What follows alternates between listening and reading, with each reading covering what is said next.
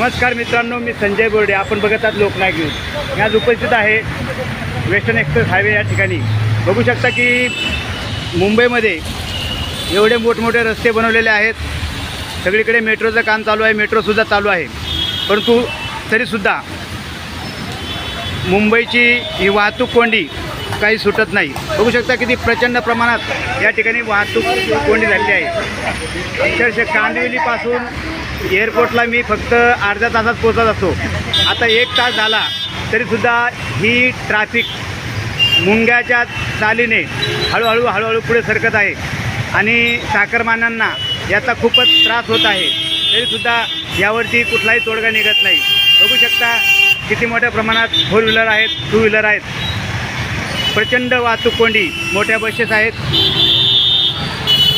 वाहतूक कोंडीमुळे सर्व मुंबईकर जनता हैराण झालेली आहे.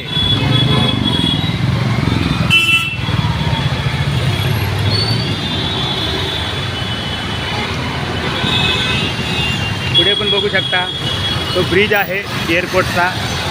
ब्रिजवर सुद्धा बघू शकता किती मोठ्या प्रमाणात वाहतूक कोंडी झालेली आहे. बातम्या आवडल्यास सबस्क्राईब करा, लाईक करा, शेअर करा, कमेंट करा व बघत राहा लोकनायक न्यूज.